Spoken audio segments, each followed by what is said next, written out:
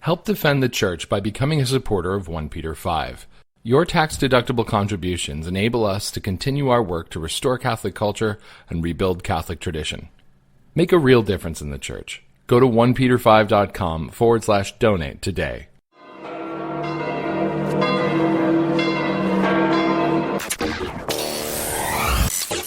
You're listening to the OnePeterFive podcast. It is a real joy for us to welcome you all here. Habemus Papam. Rebuilding Catholic culture, restoring Catholic tradition.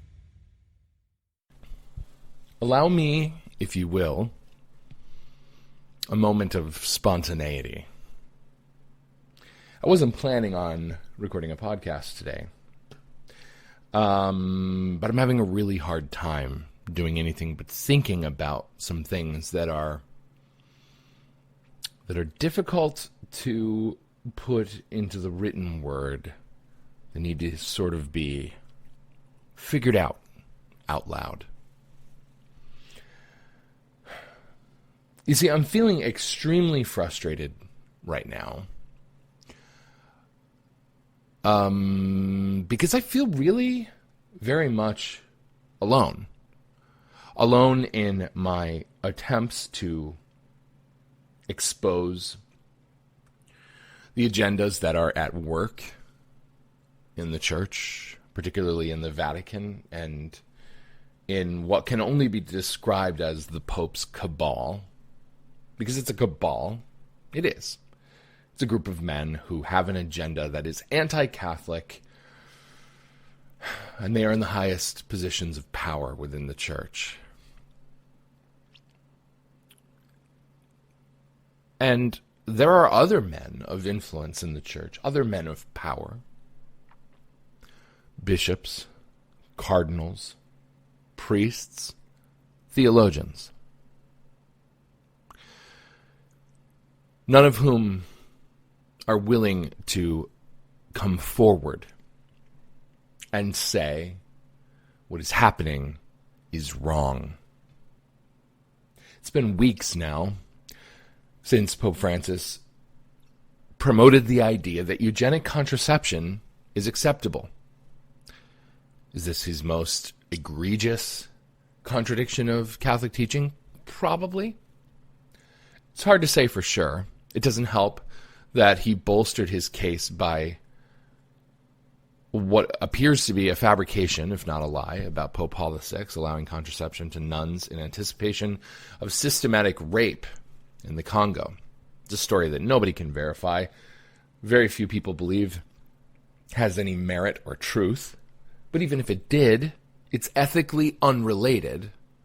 It's an entirely different argument, morally speaking. It's an argument that I don't even want to get into right now. But we know for a fact that Pope Francis gave the green light implicitly to use contraception in order to avoid birth defects in marriages. Contraception in marriages. It's a violation of church teaching. And if you're not familiar with this by now, well, perhaps just in the interest of due diligence, I should read you what he said.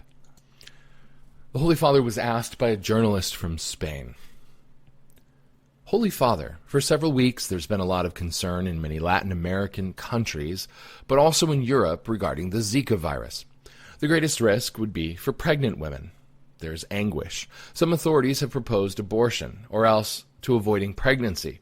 As regards avoiding pregnancy, on this issue, can the Church take into consideration the concept of the lesser of two evils? Pope Francis responds, abortion is not the lesser of two evils. It is a crime. It is to throw someone out in order to save another. That's what the mafia does. It is a crime, an absolute evil. On the lesser evil, avoiding pregnancy, we are speaking in terms of the conflict between the fifth and the sixth commandment. Paul VI, a great man in a difficult situation in Africa, permitted nuns to use contraceptives in the case of rape. Don't confuse the evil of avoiding pregnancy by itself with abortion. Abortion is not a theological problem. It's a human problem. It is a medical problem. You kill one person to save another, in the best case scenario, or to live comfortably, no? It's against the Hippocratic oaths doctors must take. It is an evil in and of itself, but it is not a religious evil in the beginning. No, it's a human evil. Then, obviously, as with every human evil, each killing is condemned. On the other hand, avoiding pregnancy is not an absolute evil. In certain cases, as in this one, such as the one I mentioned of Blessed Paul VI, it was clear. I would also urge doctors to do their utmost to find vaccines against these two mosquitoes that carry this disease. This needs to be worked on. Now, as usual, the Holy Father is as clear as mud. But if we parse it down just a little bit, we have a few things here. He's saying that abortion is a crime. It's to throw someone out in order to save another. No, it's not just to throw someone out. It is to murder them. I've thrown people out before, people who were unwelcome guests at my home. I didn't kill them. I did tell them to get the hell out, but I didn't kill them. He says that there's a conflict between the fifth and the sixth commandments. No, there's not. No, all commandments come from God, and there is no conflict between the commandments. That's not possible. God is not self-contradictory, unlike his vicar. He says, don't confuse the evil of avoiding pregnancy by itself with abortion. So he's saying, or at least it seems that he's saying, that avoiding pregnancy is an evil. Although he goes on later to say avoiding pregnancy is not an absolute evil. So he's seeing it as some form of evil, but not an absolute one. What does that mean? Well, it could mean intrinsic evil. That would be my guess, because he doesn't seem to see it as an intrinsic evil. He says that abortion is not a theological problem. It's a human problem. It's a medical problem. No, it's all of the above. It is a theological problem. God gave us life. And to take a life is to violate the commandment that he gave us not to murder. He also says that killing, or at least abortion, because he never terms it as killing, is an evil in and of itself. But he does not say that contraception is. In fact, he says, on the other hand, avoiding pregnancy is not an absolute evil. Contextually, he's saying it's not an intrinsic evil. Then he says, in certain cases, as in this one is the Zika question.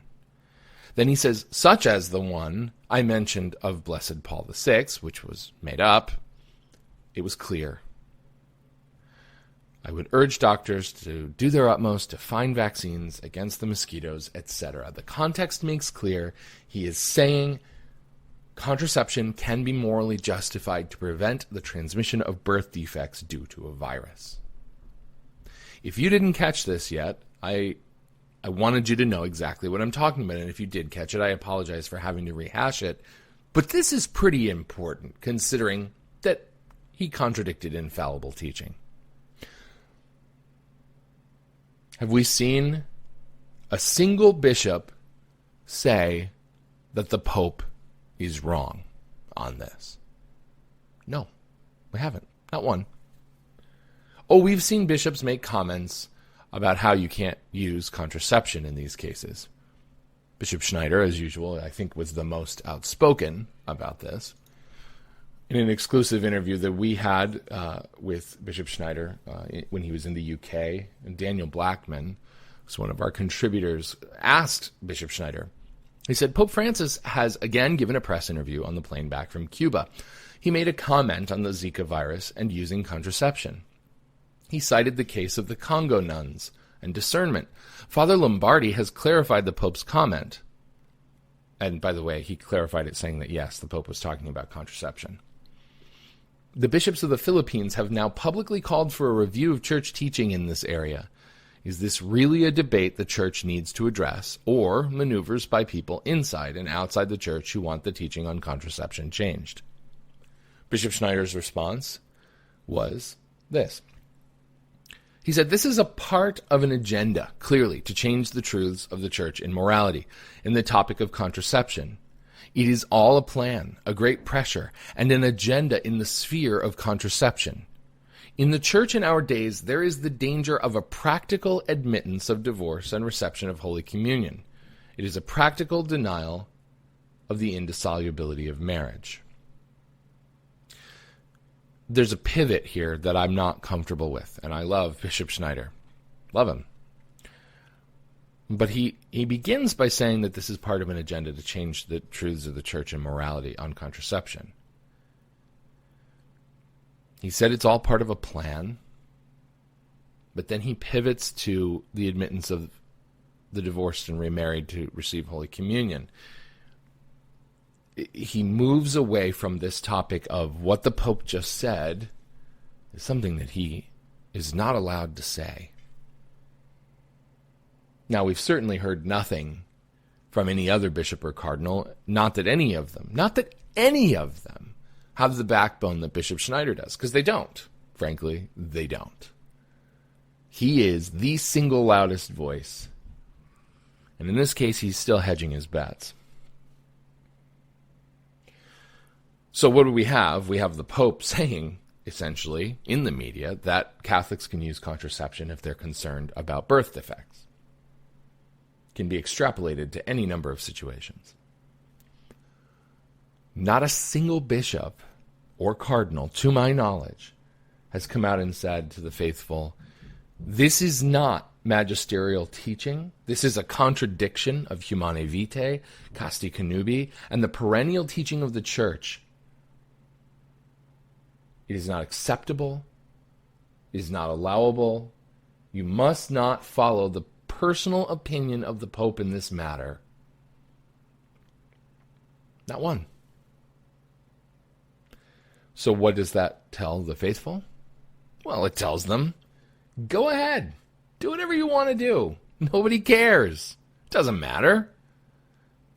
You want to use a condom? Knock yourself out. You want to use hormonal contraception? Hey, we've been letting that happen for a long time under the idea that it's anovulant, that it suppresses ovulation, when in fact, most hormonal contraception, pretty much all, acts at least some of the time as an abortifacient.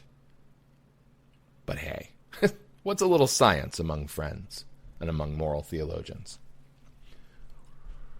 I reached out to some theologians on this. Theologians who really are competent to talk to these issues. And I got some helpful personal opinions and information. That helps me to frame my own debate. But there was this shrinking away from speaking publicly, of putting one's professional credibility on the line and saying, there is a moral, theological problem with this assessment.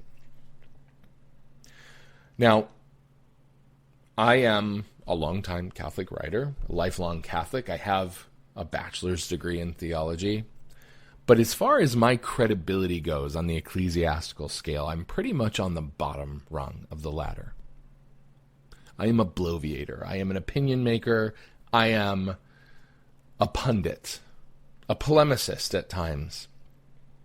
I am not a theologian with a doctorate in a particular discipline of theology with tenure at a Catholic university, and who has taken the mandatum, the oath of fidelity to the magisterium under the dictates of Ex Cordia Ecclesiae. If you had a coalition of theologians with those kinds of bona fides saying something, do you think that might hold a little bit more weight? Because no matter how big I grow the audience of OnePeterFive, I'm still just, in the minds of my detractors, a blogger. That's it. And what does the word blogger, connotate in your mind? Somebody who sits in their mother's basement writing about things in their pajamas. They've got it wrong. I actually sit in my own basement writing about things in my pajamas. But, let's not split hairs. I need support. When I started this website, I had a couple things in mind.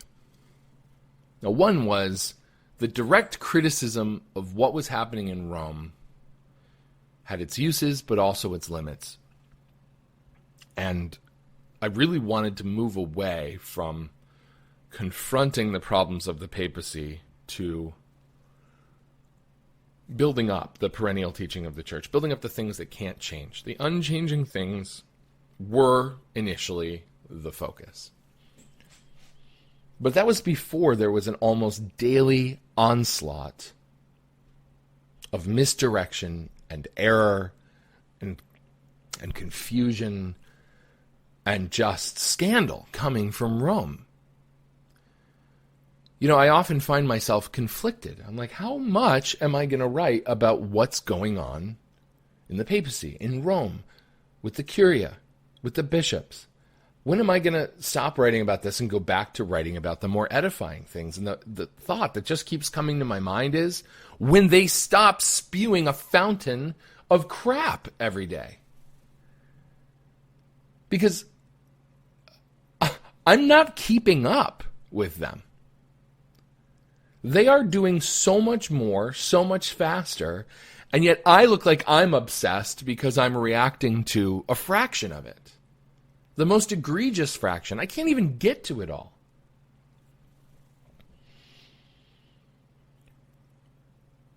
The other thing I thought when I started the website is, in those areas where criticism is needed, which have now broadened and expanded, what I can do is I can go out and lay down covering fire for those who, by the nature of their position, have to be more reticent, more cautious. It's hard for a theologian. It's difficult. I recorded a podcast with a theologian at one of the big Catholic universities about the limits of papal infallibility. A year ago, I think. We've been online now almost 2 years, but I believe it was last year. And it was a great podcast. Fantastic. And it never saw the light of day. Why? Well, because by sort of circumscribing those limits of papal infallibility and talking discreetly about, here are some concrete examples of things that the Pope has done that wouldn't fall under that. What we wound up with at the end was a theologian who is who exists, who teaches, who serves at the pleasure of his bishop, because that's to whom the mandatum is given. It's to the magisterium, but the bishop is the overseer. Who, in trying to defend the magisterium of the church and her teaching, winds up potentially beholden to a bishop who could yank his mandatum to teach. He takes the oath of fidelity so that you as a parent, so that you as a student, so that you as a Catholic can say, this is a guy who cares enough about orthodoxy, who cares enough about the deposit of faith, that he's willing to take an oath saying he will uphold it. He's not, one of these professors that's going to sneak in all this junk, not without perjuring himself before God, which is a terrible idea. He's going to do his best to uphold magisterial teaching. That's what that oath is for. It's to give you confidence and security as a consumer of what he's offering, that education. But in a time where the corruption in the church goes all the way to the top, that oath of fidelity becomes a noose around a theologian's neck. Because the minute it looks like he's criticizing the present magisterium of the church in service of the perennial magisterium of the church, but nobody thinks about anything but the present moment because we're all immanentists now, he can have his mandatum yanked. It doesn't matter if he's tenured. He loses his job because without a mandatum, a theologian can't teach at one of the Orthodox Catholic schools, at one of the Newman Guide schools. It can't happen. It's become this double-edged sword. I know another theologian who has curtailed their writing because they've gotten in hot water for offering honest analyses of things that they see going on. Some won't even come forward. They'll have private conversations with you, but they will never say on the record what it is that they really think. Now, on some level, I not only understand this, but I encourage their reticence. Why? Well, because these are the men and women that we need forming the Catholic minds of the next generation. I don't want a podcast that reaches a few thousand people to cost a theologian their profession, where they're forming the minds of students year after year after year who will be inoculated against error, who will be able to go out into the world and resist the errors that are spreading through the church. That's an essential and important thing. This isn't just about job security. It's not just about supporting families. And I know I've had conversations with some of these guys, and one conversation in particular sticks out, and he said, I'm willing to go drive a UPS truck if that's what it takes, because I believe in the church and in the truth, and I want to uphold it. He's like, but I have to make sure that whatever hill I die on is worth dying on. And of course, one theologian alone, it's just like sticking your head up when there's a sniper. You're going to get popped. One bishop alone, one priest alone. But after 3 years of this papacy and its constant escalation, where is the coalition? Priests, bishops, theologians, where are you? Have you not had enough time to kind of build a network behind the scenes? I wanted to lay down suppressing fire. I wanted to get topics out into the open for you, because I'll take the hits. People hate me? That's fine. I'm very used to being hated. It's sort of a feature of my life. It's one of those things that happens when you're outspoken and aggressive. But I am willing to take those hits to my credibility, which, by the way, I built up for years in mainstream Catholic publications. I wasn't writing for traditionalist publications. I wasn't doing work on the fringes. I was writing for mainstream Catholic magazines. And I've had people who used to consider me a friend or enjoy my work flat out turn on me viciously because of the kinds of things that I say now. And yet, I'm the same person. I'm no less committed to the truth than I was then. I just happen to see that the truth has become inconvenient. And it absolutely wrecks Catholic confirmation bias, especially in a time where we have come to believe that every word from the mouth of the Pope is given from on high. And it's simply not. It's simply not. But I was willing to step out of the foxhole with my big old gun and lay down fire so that we could charge the enemy base. And what ended up happening? I turn around as I'm taking bullets left and right to see a bunch of cowards behind me sitting in the trench, peeking over the edge, shrugging. Sorry, you're on your own. This is not an indictment of anyone in particular, because I know that in the particular, in specific circumstances, there are considerations that have to be taken. And I have personally counseled theologians or priests, don't go out into public with this thing that you're thinking, because you're just going to get hammered. Like, you going out there by yourself saying this will do almost no good, and the risk will outweigh the reward. There are times when you've got to be strategic about that. And as somebody who worked in corporate communications and public relations, look, I know there are times when falling on your sword isn't going to do any good. It's not. Just not. You're going to die in vain. But I'm speaking in general, in the aggregate. We should have I don't know, if there's ever been a time for backbone, if there's ever been a time for people who love the faith and know it better than I do, because frankly, the reason I'm a writer is because I have to look everything up.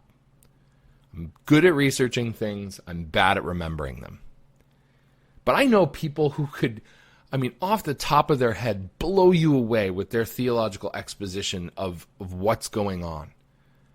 And they can reference the doctors and the fathers and the scriptures. They know it inside and out.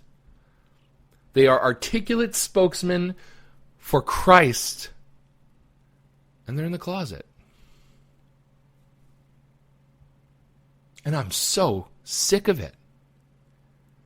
I'm so sick of feeling alone. I'm so sick of getting up every day and knowing I have to somehow find a way to strike the balance between providing the edifying content that I would like to provide and dealing with whatever the crisis du jour is, because there's always another one, and it's this magisterium of the media where we just float all these damn stalking horses out and all these errors out through the media and convince the world that the church is changing her teaching because everybody believes that the Pope has some kind of magic talisman around his neck that makes every utterance that he says the word of God, which couldn't be further from the truth.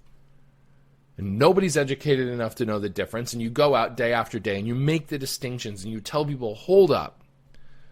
You don't have to listen to this. And in fact, this is wrong and here's why. And then you're the sinner for that. You're the bad person. Because, who are you? You're more Catholic than the Pope? Yeah, it's a low bar, guys. Right now, it's about as low as it's ever been. I would not let that man teach my children basic catechism because he distorts the scriptures and the doctrines all the time. This isn't just the fact that that's a cliche. Are you more Catholic than the Pope? Yeah. You know what? I'm more Catholic than this one. I'm more Catholic than John the 12th was when he was raping female pilgrims, or Urban the 6th when he was torturing cardinals, or Alexander the 6th when he was having orgies. I'm sorry. Bad popes happen. This should be a bumper sticker. But I need some help. Because I start looking pretty damned quixotic when I'm out there every day tilting at these ecclesiastical windmills. And no matter how much sense I make, no matter how many facts I bring to bear, no matter how good of a case I make, if I stand alone at the bottom rung of that ladder, without the credibility and authority that theologians and priests and bishops have, if the only people who ever come forward do it anonymously or pseudonymously, and God bless them for doing that. I have some of them who write for me. I've published the open letter to the Pope from one of the former members of the Curia anonymously, and I defended his decision to do it anonymously because he's worried about the repercussions on not just himself, but his superiors and others around him. That's legit. But, there's a time for calculating and there's a time for martyrdom. And when we have a Pope openly and flagrantly contradicting church teaching, and again, contraception is just the most obvious and recent example, it's time to cowboy up, to muster up your courage and say, you know what, I'm going to take a risk here. This needs to be said.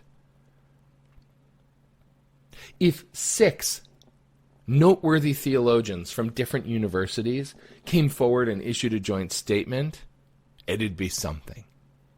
If 5 bishops from different countries around the world came forward and said something, man, it'd be like a shot heard around the world. We don't need an overwhelming majority. But we need it to not look like there's nobody. I know for a fact that these clerics and these theologians believe the same thing that I do. They know that what's happening is wrong. They know that the Pope is in error. They know it because they have told me. And I look like I'm making things up when I get into a conversation with somebody. And I say, well, I've been told by such and such an anonymous person that, this, that, and the other thing. Oh, yeah, because you're not making that up, Steve. No, I'm not making it up because I'm not a liar. Gosh, if I was a liar, I would be doing things very differently because I put my credibility on the line every day and it costs me. I'm honest to a fault. Let me read you something that I have been sworn not to share the identity of the person who said it. But there's a cleric who I respect very much, a member of the clergy, and very holy, very wise. And I reached out to him and I asked about everything that's going on with Francis. And this was before, honestly. It was before the Zika thing. It was before the contraception thing. It was just with one of the Pope videos. I was asking him about, just the whole Gaia religion bullcrap, because that's what it is. And he said that the issue with Pope Francis is sad, that it's a trial for our faith and for our supernatural view of the church, and that it's God's mysterious permission that it's happening. He said that that this pontificate, and I'm going to quote, represents an eclipse of the sun of Catholic truth. Let that sink in. This pontificate represents an eclipse of the sun of Catholic truth. It's a pretty significant statement. He said that the eclipse is temporal and so it passes, and that we must pray fervently for the salvation of the poor soul of Pope Francis.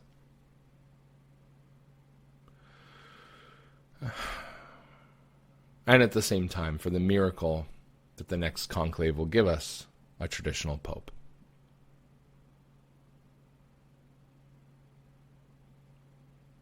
Yeah, we need to pray for his salvation, for his conversion.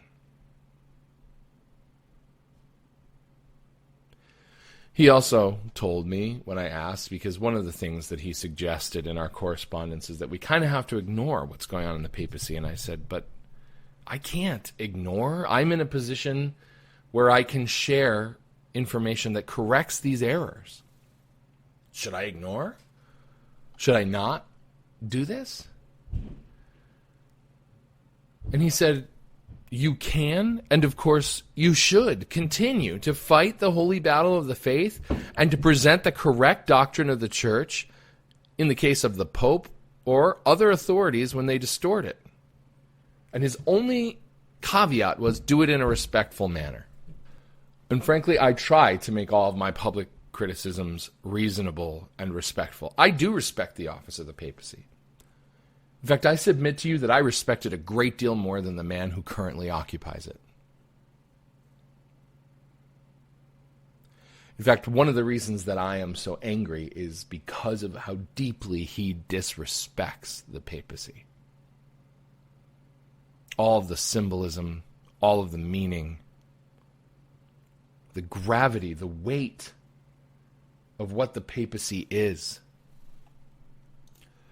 Paul VI, of whom I am not a fan, no secret. I think he was one of the worst popes. He's just been upstaged recently. In his encyclical Mysterium Fidei, he had the sense, he expressed the sense that Francis lacks. He says, quote, having safeguarded the integrity of the faith, it is necessary to safeguard also its proper mode of expression, lest, by the careless use of words, we occasion, God forbid, the rise of false opinions regarding faith in the most sublime of mysteries. St. Augustine gives us a stern warning about this in his consideration of the way of speaking employed by the philosophers, and of that which ought to be used by Christians. The philosophers, he says, speak freely without fear of offending religious listeners on subjects quite difficult to understand. We, on the other hand, must speak according to a fixed norm, lest the lack of restraint in our speech result in some impious opinion even about the things signified by the words themselves.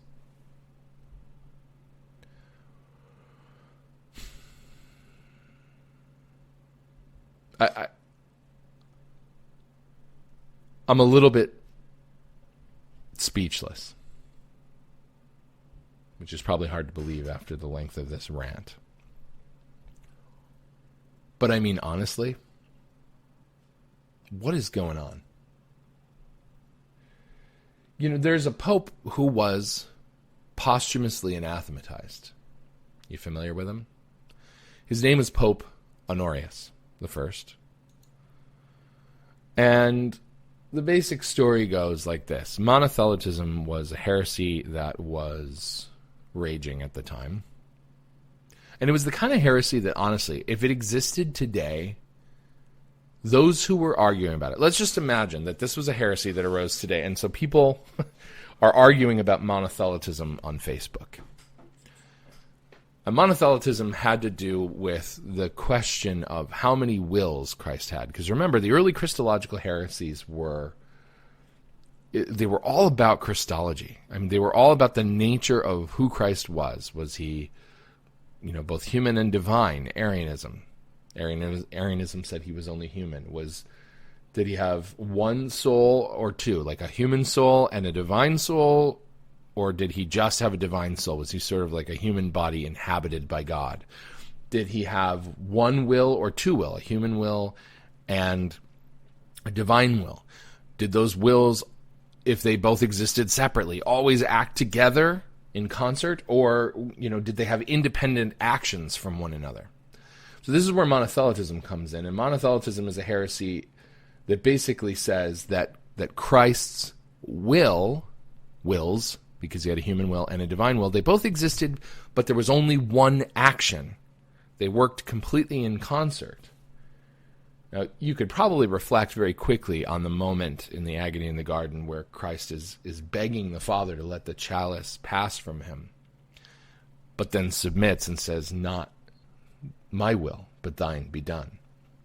You see the example there that Christ has both a human and a divine will, and they each have their own separate action. They could, at times, be a little bit at war with one another, but ultimately, the submission of his human will to the divine will took place. So these were the kinds of things that were being argued about. But imagine this argument on Facebook, because, we talk about things like, we wrote about the conflation of the greatest commandment and the second commandment, love the Lord your God with all your heart and all your soul and all your strength. And the second is like it, love your neighbor as yourself. In Evangelii Gaudium 161, love your neighbor is elevated to the greatest commandment. Love of God is not even mentioned, and this begins all the way back in Gaudium et Spes 24 when, it says, I'm paraphrasing, but it says that the greatest commandment is love of God and love of neighbor. You can't conflate the two. They're different. They're different. They are related. They're inextricably intertwined. You can't have the one without the other, but yet there is a priority, and Christ set the priority. Love of God comes first, and love of neighbor comes second, and is ordered to the love of God, right? But we've had articles about that on the website. We've had discussions and debates about it on Facebook, and I have been told countless times that the conflation of the greatest commandment and the second commandment are inconsequential because they're inextricably bound up and they go together. And no, Christ said they were separate. The greatest is love of God. The second and subordinate is love of neighbor.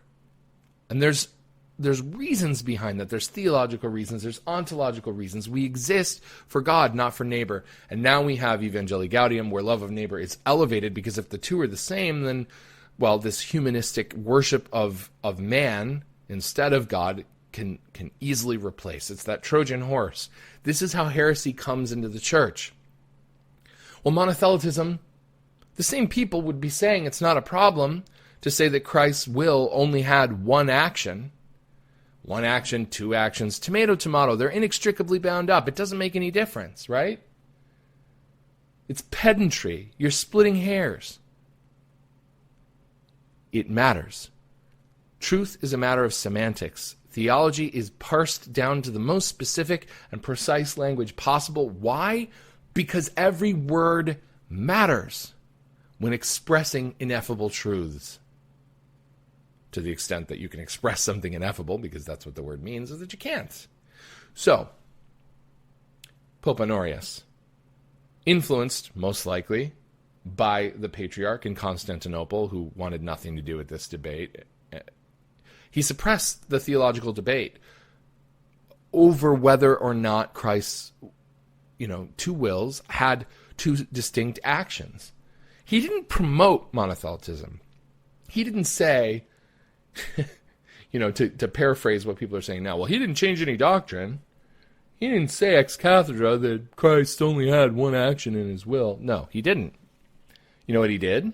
He just stopped the Orthodox theologians from making their case. He stopped the heterodox theologians from pushing it too hard. So what was the result? In the Third Council of Constantinople, Honorius was a legitimate pope, anathematized posthumously.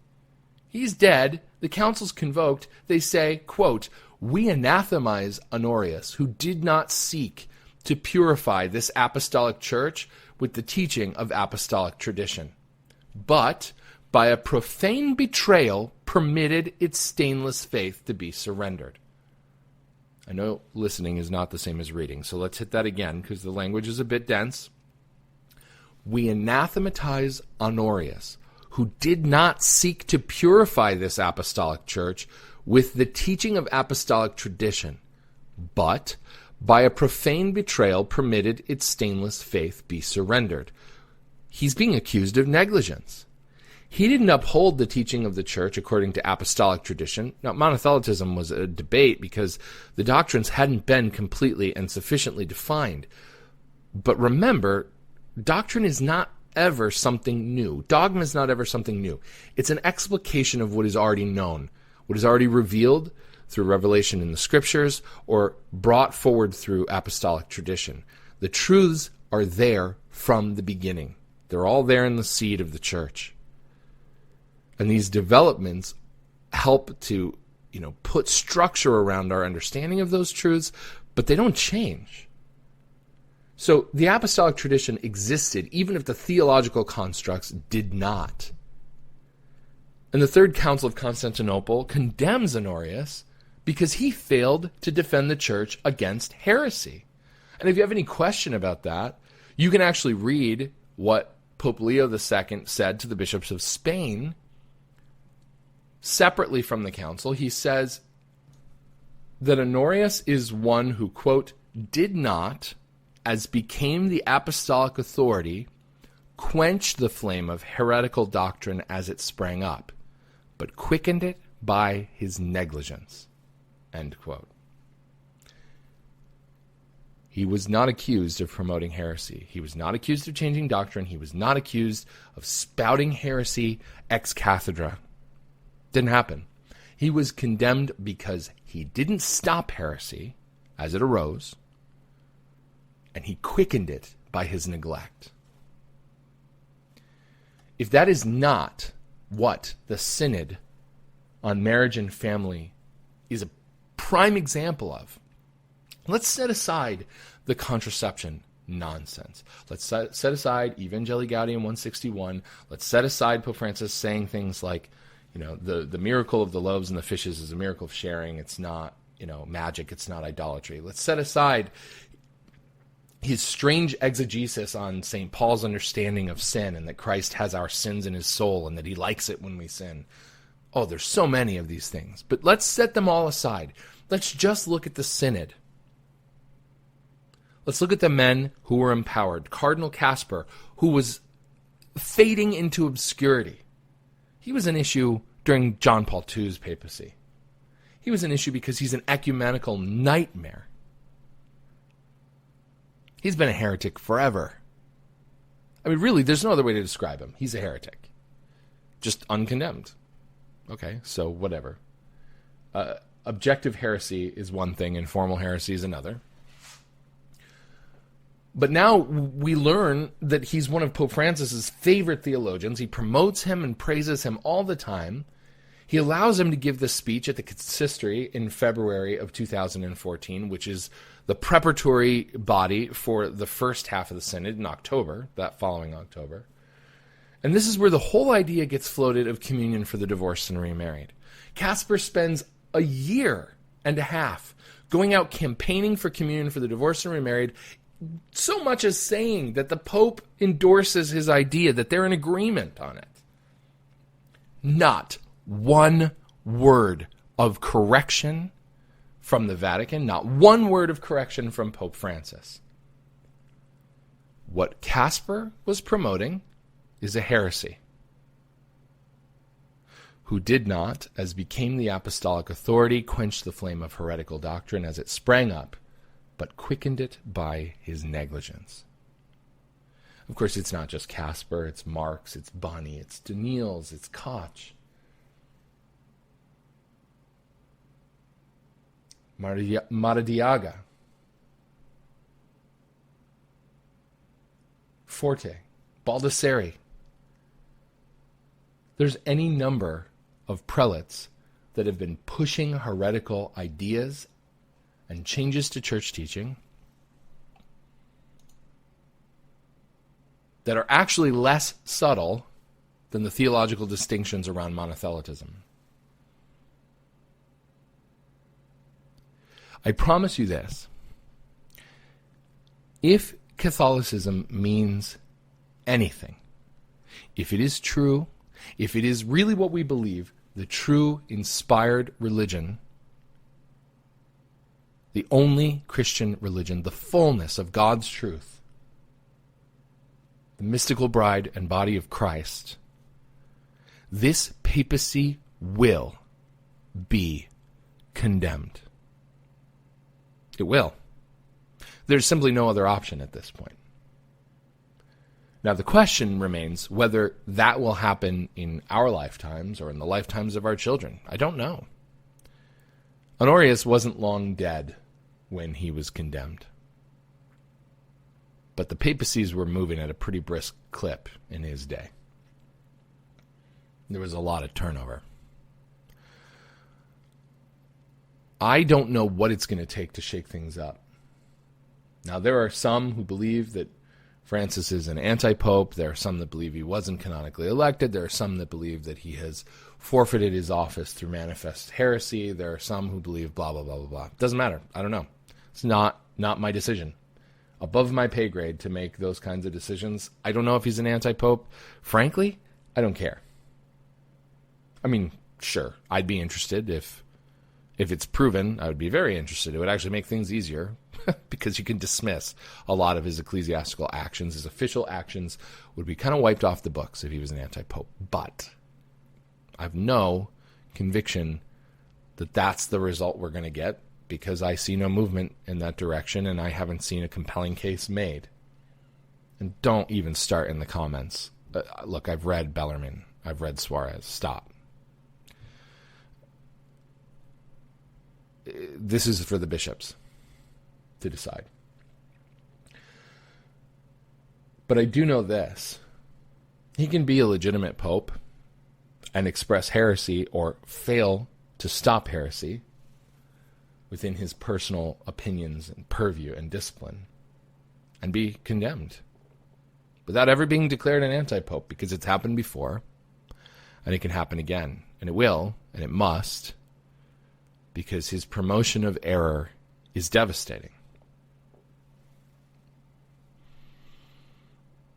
And frankly, it weakens the faithful in a time where we need more than ever to be strengthened.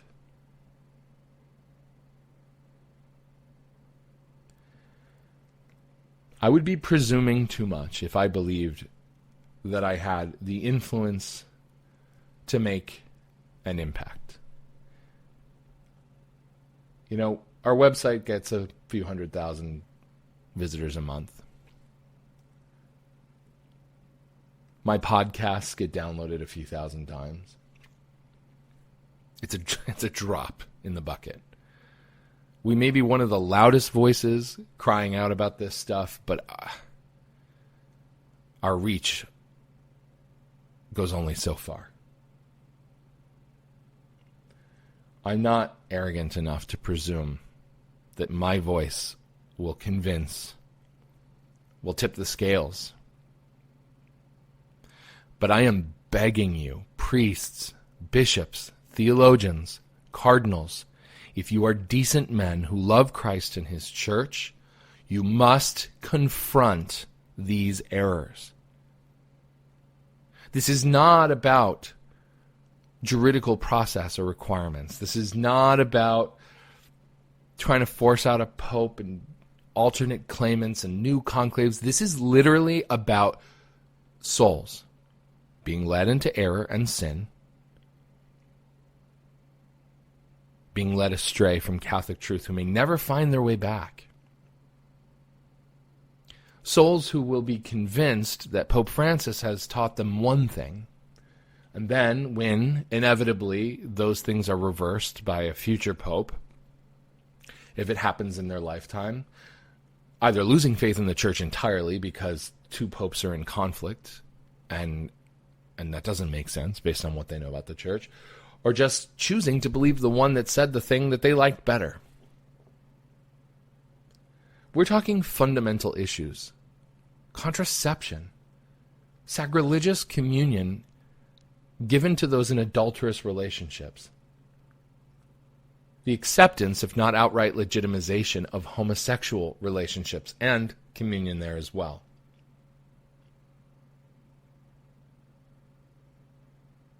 These are fundamental issues. These are the things that even after the asteroid, even in the post-conciliar period where liturgy and catechesis and theology were crumbling, we held fast on sexual teachings. That's what John Paul II was known for. The reason why Pope John Paul II is so beloved, other than his personal charisma, is because he held the line on abortion and contraception and all of the issues related to the sexual revolution. He fought it.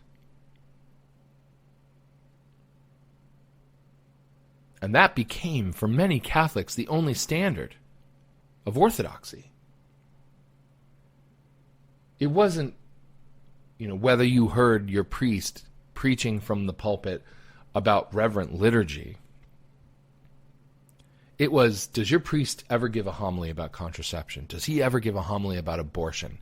Our standards had become so low that if you found a priest who at least did that, that was considered a solid parish. And now even that standard is being erased.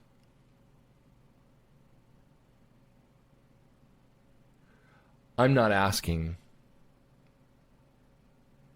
any bishop to throw away his influence unduly. Any priest, any theologian. Look, we have to be smart and we have to be strategic. I understand.